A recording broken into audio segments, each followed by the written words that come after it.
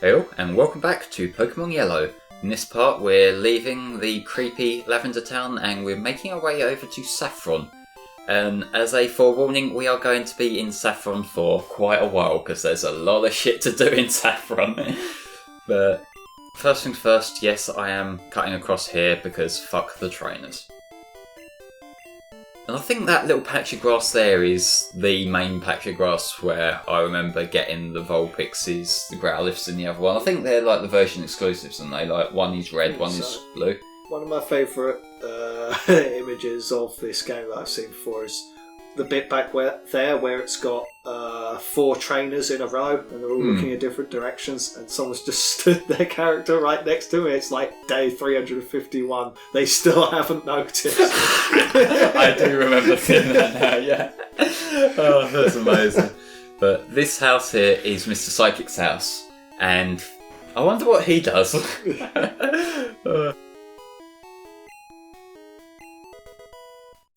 Yeah. This TM, by the way, if you can't tell, is psychic. This is this guy's only point in life. I like that you can get the psychic TM before the gym we're going to go into. Yes. Or I say gym, quote unquote gym. But yeah, essentially the main Saffron arc here is Team Rocket have taken over Silphco. And Silphco are like the big corporation who do something. And so like they're sort of shut down, and because of that, like, they're taken over, and Team Rocket have been able to basically take over the whole city. I think Silphco makes Pokeballs in Kanto and that, and yet they made the Silphscope. Yeah, they're just like a general consumer item development kind of company. It's like, they made the Silphscope, which is weird. It's like Gengar, Ghastly, and Haunter, they're all catchable because Agatha's got Gengar when you battle her, but you can't capture a Ghastly or anything until you've got the Silphscope. So how did people manage to catch them before they even got that? You could put the argument of like she's an Elite Four member who's in touch with ghosts and all that. Maybe she bonded with them before just like catching them. True. But there's also the fact that in other regions nobody has ever heard of a Silphscope and never needs them to catch Pokemon. Yet in Kanto, they need it. Yeah. It could just be an inconsistency in the game design. Could be. Either that or people in Kanto are just blind. Maybe. Kanto seems like quite a limited region. It is very behind in the times. Well, you say that about them manufacturing Pokeballs. There is a specific Pokeball factory in Kalos, isn't there? Yes. And that, I'm not sure why it took us so long to see where Pokeballs are made. Unless this is the kind of thing where, like, Silphco are the company who own them, and, like, the Kalos factory is, like, where they're outsourced to. I don't know. I mean, they reference Kanto a lot in Kalos, so... Yeah, although, like, chances are, you know, maybe they're, like, the premium Pokeballs, but you get the other ones that you read on the back and it says Made in China. Made in Kanto. Oh, Made God. Oh, God. Oh, dear God. Yeah, but anyway, this gym here is the Fighting Dojo. This is not an official gym. This is just a little series of trainers you fight. They all have fighting type Pokemon. And yeah, probably could have grinded up my Charmeleon a little bit more to make it flying type as Charizard, but I thought, fuck it, these guys are all pretty easy anyway. So I've realised that the sprite from a Chopper is based on perspective, but his arm looks massive. One of them looks slightly off compared to the other. Like, I think it's because the one that you see the back of, they haven't really done much detail on it. So it looks like it's got the arms of Popeye. Yeah, maybe. Huge forearm. The less said about that, the better. But yeah, Mankey. Remember when Ash had a Primeape for like 3 episodes? That was fun. To be fair, when I saw that episode, it suddenly made me really want a Primeape. Like Primeape, I think in some runs, like I don't know if I ever carried on like using my Mankey for long enough to make it a Primeape, but sometimes I just catch a Mankey from that little patch of grass by Viridian and use that to take down Brock. But here I've got the need I ran early on, so I just don't need it. Oh yes, another dark entry from Sun and Moon. Mankey and Primeape are perpetually always pissed off. They are always pissed off no matter what. And it's theorised that even in the Pokeball, they're still pissed off. Like the Hulk. Yes, and the only time Primeape is seen content is when it's dead.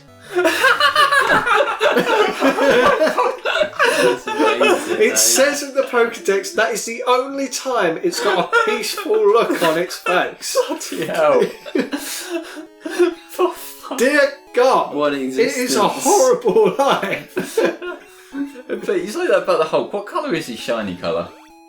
He's not green. Oh. He isn't green, I know that. That would have been amazing. Just a Hulk-like Primeape who just keep running around punching shit. It's just the fact when I saw it, it's like, it's only seen as peaceful when it's dead. My God, Primeape, I feel so bad for you. Well, to be fair, they're not going to have like a tombstone saying "rest in, like Primeape, rest in anger."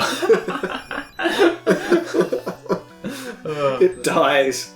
And you just see its ghost is pissed off. Even in death, I'm still angry. It's like, I just like to imagine that Primeape and Toucanon are just like best friends. Because Toucanon's got that eye in it that makes it look always frustrated at something. Yeah, its bottom eyelid is just always halfway out. It's like, I don't like any of you. Yeah, I've got this great reaction picture that it's just like a picture of Toucanon just like close up on its face and just with the subtitle "Noto Dishitu again." Angry Pokemon are great. Machoke is a weird Pokemon. Like, for the longest time, I thought them stripes on its arm were just like exposed, like inner flesh. Yeah. It's just like the muscle. exposed muscle. Yeah. I just thought they were sort of like ridge or spikes on it. That's what I thought. I suppose because they got that sort of reddish sort of hue. And they sort of pop out. So. Yeah, I guess, but it just, I guess the certain perspective of I'd say made it look like a bit more fucked up than it actually was. I thought you was going to say about Machoke and Machop's pants. Because those aren't pants. They're part of his body, Yeah, isn't those are markings. So Now, where did the belt come from? Did they just manufacture this? Because apparently the belt restrains its power. So is it like Shadow's inhibitor rings? Yeah, I'd assume so. Oh, so if it rips the belt off and it just starts using Chaos fucking- control.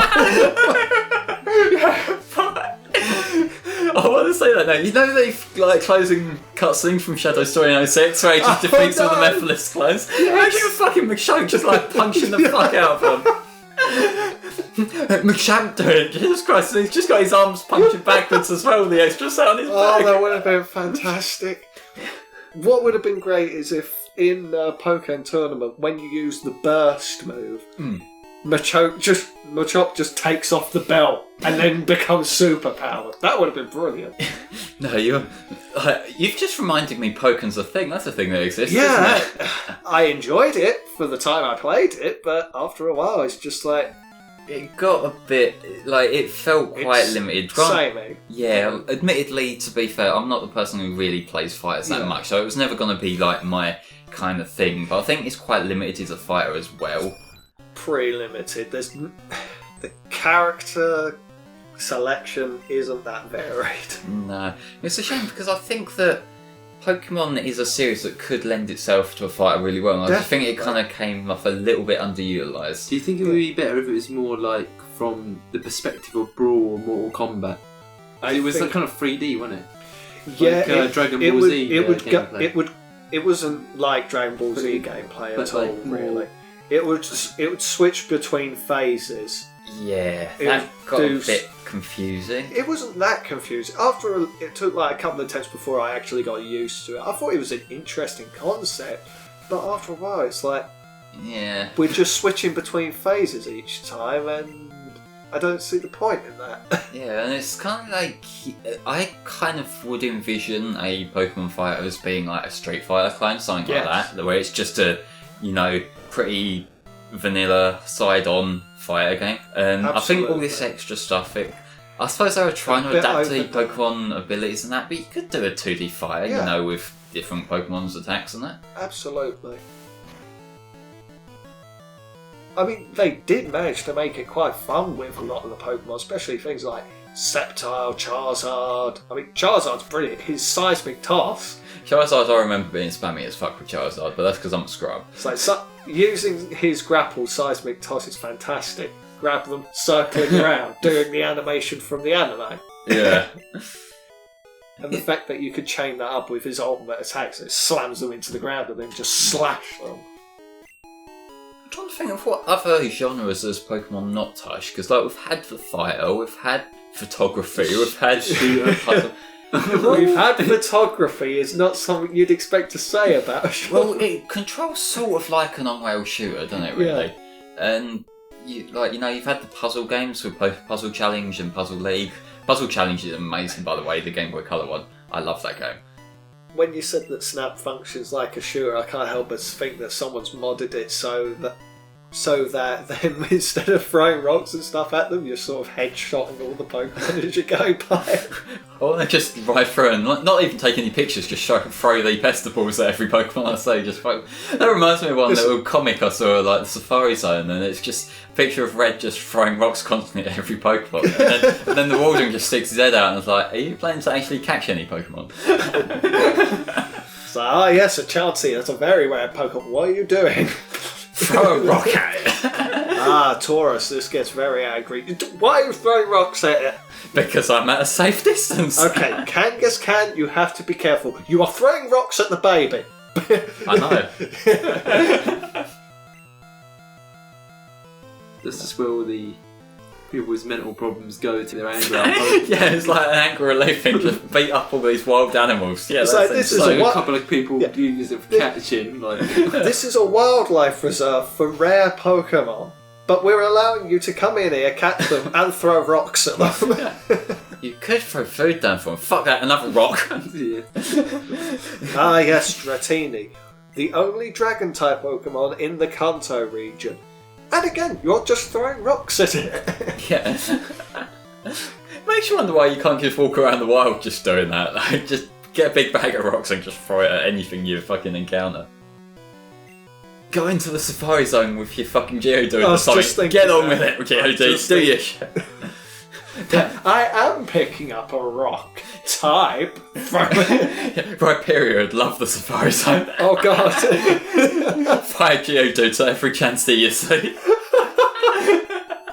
It's the second time we've cracked up about that in this fucking Rhyperior used Rock Blast. The entire safari has been put out of commission.